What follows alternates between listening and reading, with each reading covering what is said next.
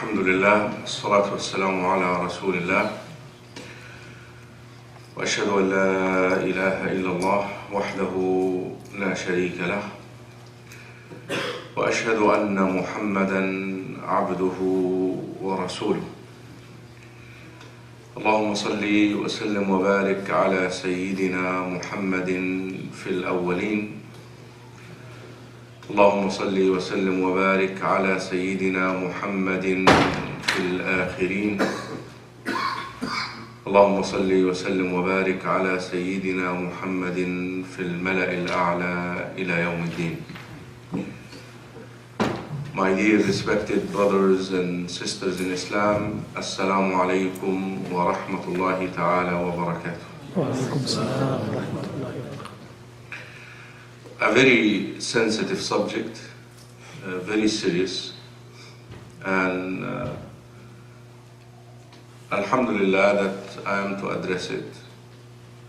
We ask Allah subhanahu wa ta'ala to purify our hearts, cleanse it. The Quran and the Sunnah indicates that there are two diseases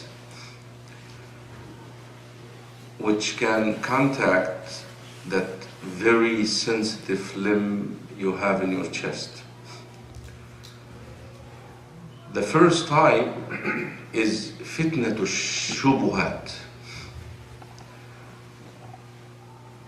that your heart possesses a misconception regarding the religion, misunderstanding regarding the religion. The second type, that your heart contacts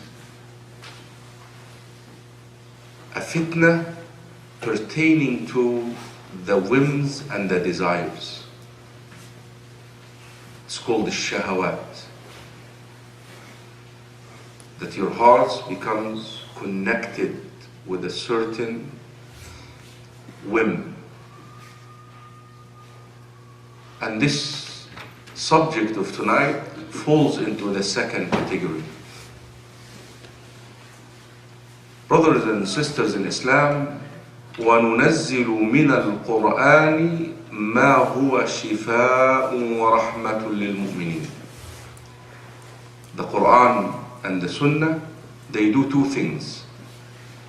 Number one, they immune you.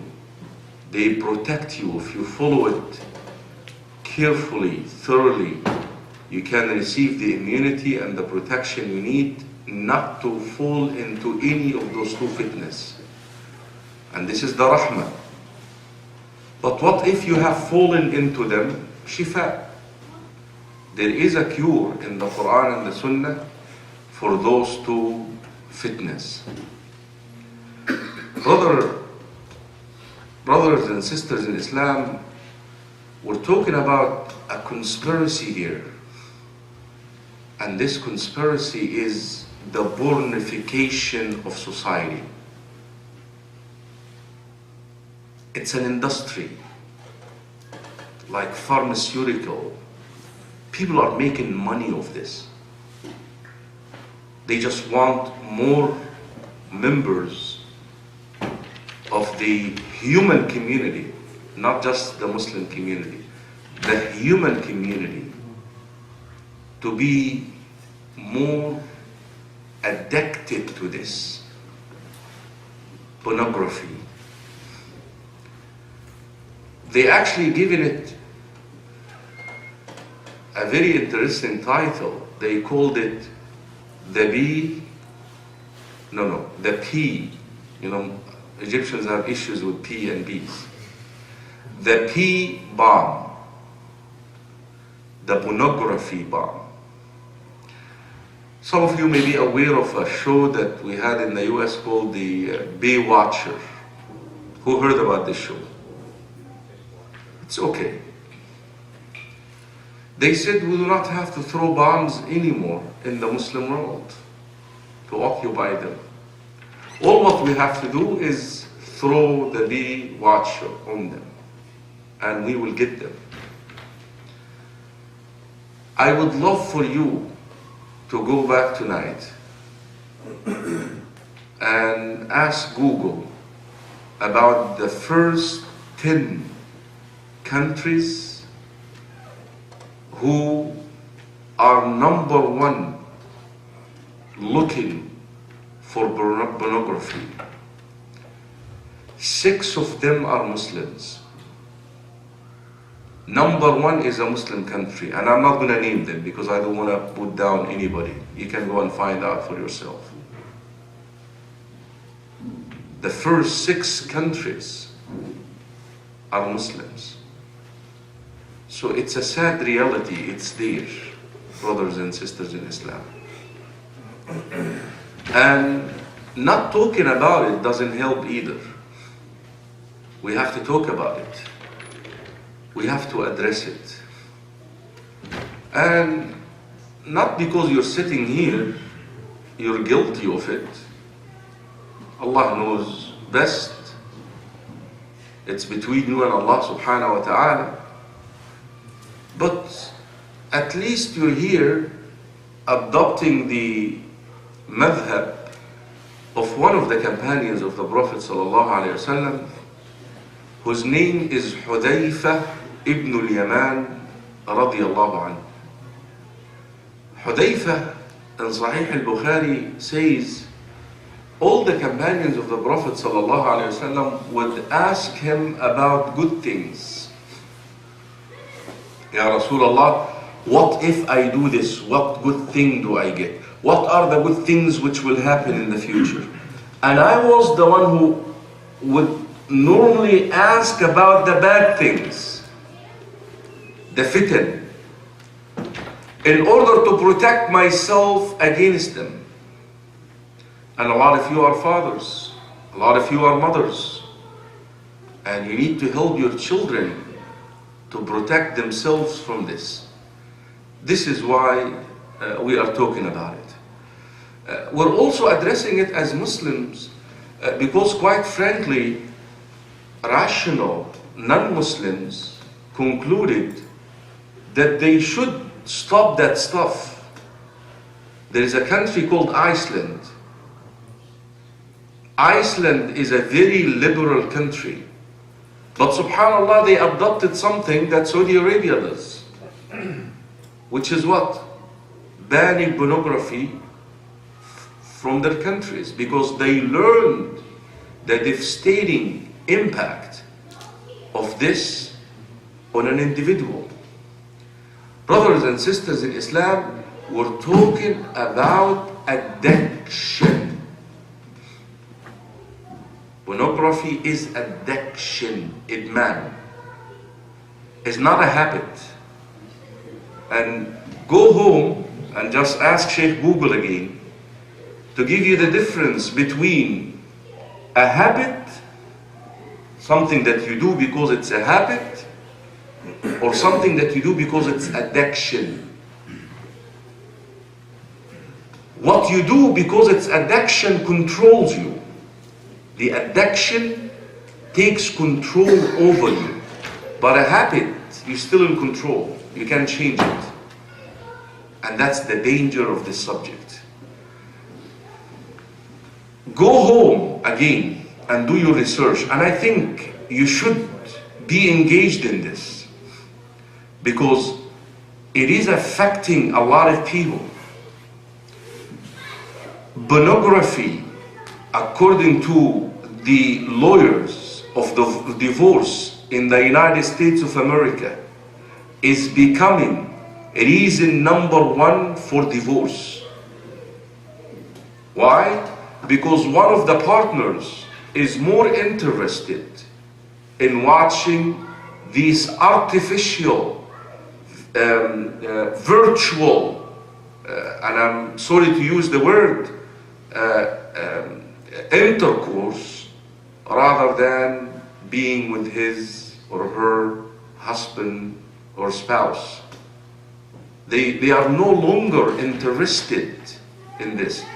And the way that science, and it's so amazing when you see science sometimes, it really, I mean, validating what you have in the Quran and the Sunnah. You see, the Quran and the Sunnah states that you should not even get near this. وَلَا تَقْرَبُوا الزِّنَا. Do not come near it. Avoid it. Because it's dangerous. It will get to you. Look at this, how science explains this. There is some substance in the brain, they call it dopamine. I don't know if this is correct or not. Some of you will. What is dopamine? A substance which really gets you to do stuff. When the brain produces a volume or a quantity of it, this is what gets you excited about doing things. It's like the reward that I get for drinking that water. The feeling that I get, the dopamine, when I see the water, so it triggers. Now they tell you that a person who watches pornography, that substance is produced in a way that no material drug would do. The level of excitement, that virtual world. So what does he do? Then he goes about, and I'm sorry again to use this, he goes about processing that desire. And the danger of pornography, it is associated with what we know by al-'ada sirriya, masturbation, both. It causes, so he needs to process this. He needs to get rid of this. Now, when he goes into the real world with his wife, he's no longer interested. He is more interested in that virtual world which does not exist. He doesn't realize that the people whom he watches, or she watches, by the way, the women are involved in this too. It's virtual world. That video is prepared for you. Those people are acting. These people are artificial. Their beauty is artificial. Their behavior is artificial, is not real. Now when you get in the bedroom with your wife, it's the real thing. It's totally different. That dopamine doesn't come out. You're not interested in your wife. You're more interested in what produces more dopamine into the brain. And this is why the separation happens gradually between you and your spouse. You're no longer interested in her. And we as imams, we receive these phone calls. My husband hasn't slept with me for the last 6 months, Sheikh. He's spending his time in front of the computer. He's married to the computer. And I know what she means by this. So it's, brothers and sisters in Islam, it's a dangerous tool. It's some money making for people. It's like bad drugs. They sell to us. And we become addicted to it. All what they want is the money. They tell you that the pornographic industry brings in trillions of dollars, more than ABC, CBS combined. Imagine this. I read another status, 216, more than the NFL. Money. It's about money. And the more people they recruit into this, and they offer you this for free. And if you go and study and read some of these studies, it used to be in the past that you don't have to pay for that stuff. You have to pay for that stuff in the past. If you read, you would have to pay $10, $1. They call it subscription, whatever you pay. But they made it for free. Why? Because once you get hooked up with it, you need to produce more dopamine. You see that video that you used to watch will not be satisfying. You need to go to another level. You need to watch more stuff. It's like somebody who smokes marijuana, for example. The joint is not enough anymore. He has to actually do 2 joints, 3 joints in order to get the same level of being high. And gradually he will find himself going into what? Into cocaine, into harder stuff. The same thing happens with pornography, even though it is not a material substance. It has to do with your behavior. But it's the same exact process. The more you go into it, you find yourself wanting more materials in order to produce that dopamine, or sometimes you get into weird stuff that you did not even expect yourself to watch, to look at. You would consider to be abnormal stuff because you're still looking for that feeling, for that satisfaction, which not happening through these small little videos which you have. Brothers and sisters in Islam, I really intend today to bring our attention to this. I do not mean to say that every single person is involved in this, but you could be involved in this. And I'm telling you, a lot of people are involved in this. It's a secret world. Yeah, the government knows about it. Imam Ibrahim kind of indicated this. Government mail, Gmail, they know about it. They know all your history, even if you go and delete it, they know it. But regarding your circle, your close circle, nobody knows anything about you. It's between you and Allah subhanahu wa ta'ala. And I don't think the government is going to release any of that stuff unless if you go and, and get in trouble. It's still going to stay a secret between you and the government. But it's a secret world out there. A secret world out there. Look, the story that our brother told us.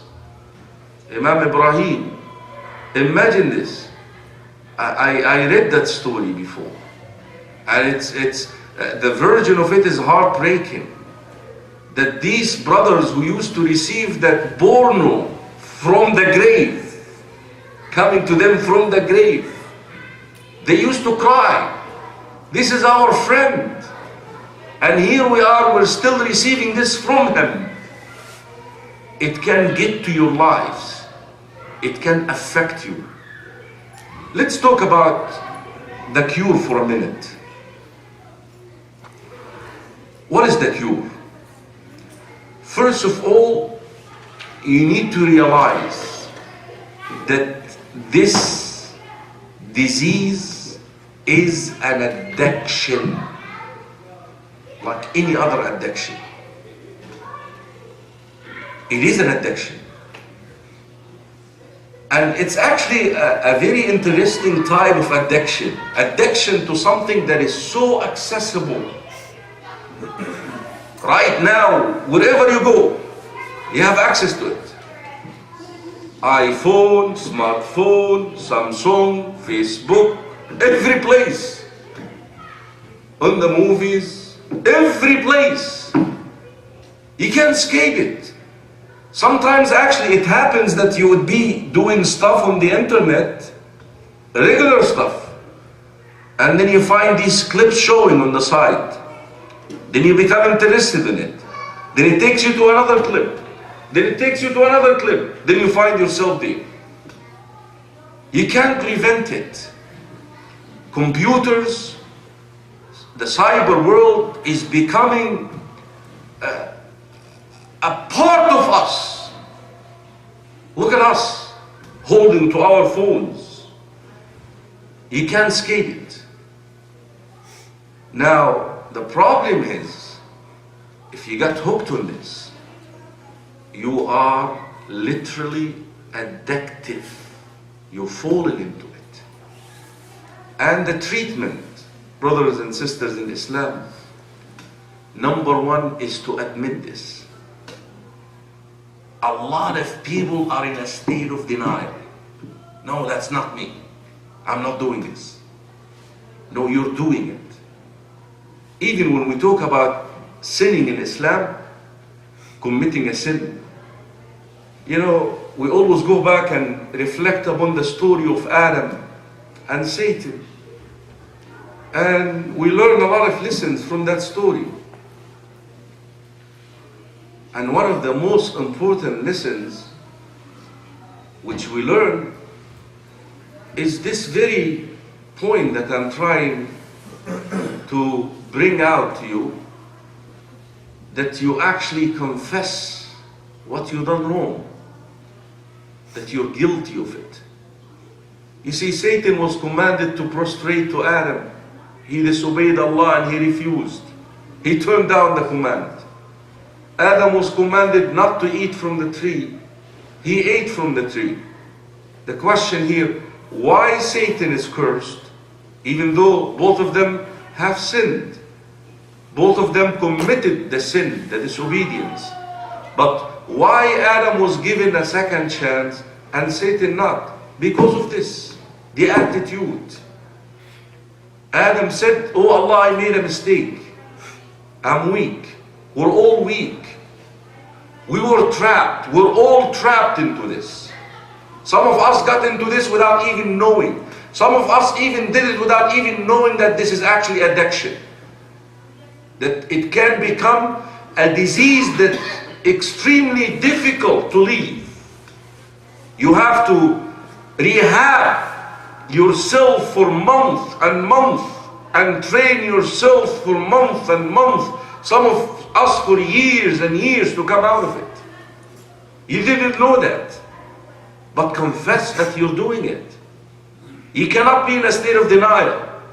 Not because you go to the history and delete history, then you're done. No, you're still guilty of it before Allah subhanahu wa ta'ala. When Satan was asked, why didn't you prostrate? ما منعك ألا تسجد إذ أمرتك? What did he say? أنا خير. Shouldn't be commanding me to do this. But Adam, ألم أنهكما عن تلكما الشجرة وأقل لكما إن الشيطان لكما عدو مبين. What did they say, Adam and Eve? قال ربنا ظلمنا أنفسنا. Ya Rabb, we did it. We're weak. We made a mistake. Because I'm telling you something. The only one who can protect you from this is Allah subhanahu wa ta'ala. We're going to talk about means, which you can take. But the only one who can take you out of this is Allah. You cannot do it in your own. And this is step number 2. After you confess, regret what you have done wrong, you beg Allah subhanahu wa ta'ala, the dua, to take you out of this. Because you're sick of it. And the only one who can cure is Allah subhanahu wa ta'ala. وَإِذَا مَرِضْتُ فَهُوَ يَشْفِينِ.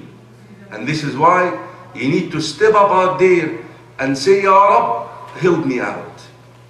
Take me out of this. Now, beside these 3 steps, you confess it, you regret it, and you make dua. Now it's time to act upon it. Find out what triggers this. When do you have the tendency to do this stuff? That's step important, because this is a very individual thing. It varies from one person to another, by the way. Some of us, when they face a problem, they actually run away to this. Like when you have a problem with your life, with your marriage, with your spouse, and then you just run away to the computer. The person would run away to the computer. Some of us, oh, I have time on my hand, I just want to do it, you know. Some people actually, and this is a very interesting piece, especially with the devoted Muslims, and you would be surprised to hear devoted Muslims doing this. Actually, some of them justify it this way. I'm not going to commit adultery. That's how they actually get themselves into doing this. There is no way I'm going to commit adultery. And this is the least of the 2 evils. So let me just watch that and do. So for him, he doesn't want to commit adultery. Now, the way to avoid committing adultery is to do this. So every one of us developed a psychology that triggers the want, the desire, which later on, after being addicted, it becomes a must. You must get it. You need it. It's no longer a desire. So you need to analyze yourself. When do I do this? When do I do this? Now, try to find alternative for this. Say, okay, when I become upset, you know what? I'm going to do this instead of this. But you have to figure out when, because I want to stress this. This varies from one person to another. Now, what else you can do is do not access the internet alone. You'll find the people who are into this, they spend hours and hours in front of the computer and they do this in private. No, get a big screen in the living room somewhere with, huge resolutions. So everybody would be watching what you're doing. Put it in the kitchen. Put it in the living room. Stay away from laptops. If you have a way to prevent this stuff, filter this stuff in your home with your internet service, do this, especially for your own kids. Do this. But try to get supervision from the people around you. This is extremely important. Add to this, brothers and sisters in Islam, the most important of them all. Like we spoke at the very beginning of my talk about the two diseases, the misconceptions, the shubuhat, and the whims and desires, al-shahawat. Al-ilm takes care of the first one, knowledge. If you want to cure the first disease which contact this heart, is through knowledge, that you learn the deen, through the reliable sources, reliable people. But if you want to take care of the second fitna, al-iman. وَقَالَ الَّذِينَ أُوتُوا الْعِلْمَ وَالْإِيمَانِ. Iman. You need iman. You need beliefs. You need to increase your iman. And iman increases through the obedience of Allah subhanahu wa ta'ala. And one of the most important pillars of this deen that can help you certainly take care of this matter is a salah. Allah subhanahu wa ta'ala says in the Quran, Inna salata wa aqimi salata, inna salata tanha anil fahsha'i wal munkar. Establish the salah. Indeed, the salah will help you stop al-fahsha, will help you stop al-munkar. But some of the brothers and the sisters normally will say, Ya Sheikh, I pray and I'm still doing it. Aqim as-salah. Pray salatul nabi. Not your salah. Not Allahu Akbar, Bismillah, Allahu Akbar, Sami Allah. No. Pray the salah of the Prophet sallallahu alayhi wa sallam. Aqim as-salah, the way it should be performed. Body and soul, the presence of the heart, it will help you. قرأت حديث يا إخوة أن رجلا, a man during the day used to commit sins. And the Prophet ﷺ was told that at night he prays tahajjud. Imagine this. Look at the contradiction here. Tahajjud. You know what he said, sallallahu alayhi wasallam? Salatuhu bil-layl. His salah at night will help him stop his sin one day. Ma huwa, listen. When we say addiction, We're talking about the heart tainted. The best parable I'd like to give, you know, a sponge, you know, the sphinx, you know the sponge, right? When you put a pen on the top of that sponge and you keep it for a while, what happens to the ink? The ink goes away, penetrates. Exactly, your heart becomes like this with an addiction. That your heart sucked this fitna. Your heart, like a sponge, sucked that ink. Now, for you to take that ink out, you think it's sufficient to wash that sponge one time? How many times you have to wash that sponge? How many times? Multiple times. Maybe 10 times. Maybe 20 times. Maybe 30 times. To remove this ink completely out of the sponge. Because it's down there, down deep. And you know what? I'm telling you, sometimes it will take a trial and fail and a trial, fail and try.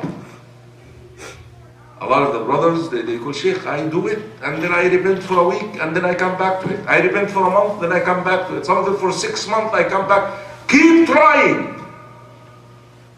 Keep washing the sponge. Maho, listen, you would rather receive the angel of death trying. When you're trying to stop this, then you submitted. You said, I'm not going to leave it. I'm going to die with this. Which is better? You know, maybe the angel of death will come and find you in a state when you are actually clean from this. So you have to keep trying with the salah, the tahajjud at night, الدعاء.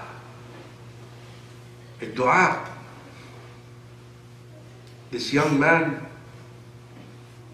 when he approached حديث أبي أمامة في مسند الإمام أحمد, when he approached the gathering, the Prophet and his companions, and what did he say? Ya Rasulullah, O Messenger of Allah, إذن لي بالزنا. Can you give me a permission to commit adultery? Imagine this. He's asking the Prophet ﷺ's permission to commit adultery. Of course, the Sahaba, the companions of the Prophet, looked at him and they are about to beat him up. I said, no, leave him alone. And he said to this young man, Udnu, come closer. And he asked him a series of questions. أترضى هذا لأمك? Would you like someone to do this to your mother? He said no. He said, well, الناس. People do not like someone to do this to their mothers. Why would you do this? أترضى هذا لأختك? What about your sister? Would you like somebody to do this to your sister? What about your aunt? What about your aunt? He said no. And then at the end, the Rasul sallallahu alaihi wasallam made dua for this young man. Allahumma tahhir qalbah wa hassil farjah. وفي ثالثة, oh Allah, purify his heart, make him chaste, make him guard his private parts. This man, because of da'watul Nabi sallallahu alayhi wasallam, left the whole thing. He said, this fitna of women became irrelevant to me. I'm no longer interested. فالدعاء. So you have to keep up with this, brothers and sisters in Islam. The brothers wanted to allow question and answer, and I will do this. But I want to say something at the end. Brothers, not because someone is involved in this, he should be outcast. He should be by us. He should be outcast. Or he should be like looked down upon. That's the point I'm trying to make. No. You know what? A lot of good people are involved in this. They are good people, but they are involved in this. They just got hooked up with it. And I have an evidence from the Sunnah. Hadith Umar ibn al-Khattab, a man whose name is Abdullah ibn Himar, that's his name. Every time they bring him to the Prophet ﷺ in order to establish had shurb al-khamr, the criminal punishment in Islam for drinking alcohol. He drinks, he gets drunk, and every time he is brought to the Prophet ﷺ to establish the had on him. For one of the people, while they were establishing the had on him, said, Allahumma al-'ana. Oh Allah, curse him. He often being brought to this. He's brought over and over again. The Prophet ﷺ said about this man who's alcoholic. He's addict to alcohol. Don't do this. He loves Allah and His Messenger. Listen, like I said a minute ago, this is a disease. This is an addiction. This is an addiction. Another point to make, and alhamdulillah, I'm so impressed by the youth being present in this. Some of the youth, they say to themselves, because really the range of the age, according to the study that I came across, 13 to 17. Those are the most curious people.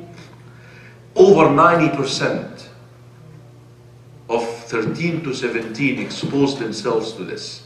60 once it comes to females. So what they do, they want to learn. And a lot of the Muslim brothers at this age group, they say what? Oh, I'm just going to do this until I get married, and after I get married, I will leave this. No. If you fall into this, you become addicted to this, and you will do it after marriage. That phenomenon out there that marriage will cure this is wrong. Because again, of the process of the brain, the dopamine, the natural, regular thing doesn't excite you anymore. What causes the production of that dopamine is the abnormal, virtual that you watch online. So this is a misconception number one. Another misconception, brothers and sisters in Islam, a lot of the brothers, they justify this by saying, well, I want to learn how to do it. So they actually look at this material to be what? Kind of educational in how to have a relationship with one spouse. I want to learn more stuff. You need to understand that your wife or your spouse are not that type that you watch. You see, you hardly see kissing. You see romance in these videos. You see machines, people acting up. It's not, and this is what you want to do in the bedroom with your wife? That's not the reality. That's not the right thing. No. And a lot of times we find actually brothers expecting their wives or their spouses to do things that they watch, which is abnormal, and sometimes it's actually haram to do. I try to combine everything in those 45 minutes, allow 15 minutes for question and answer. But like I said, brothers and sisters in Islam, it's a matter that you cannot ignore. It's a problem in our homes, in our societies, that we should not ignore.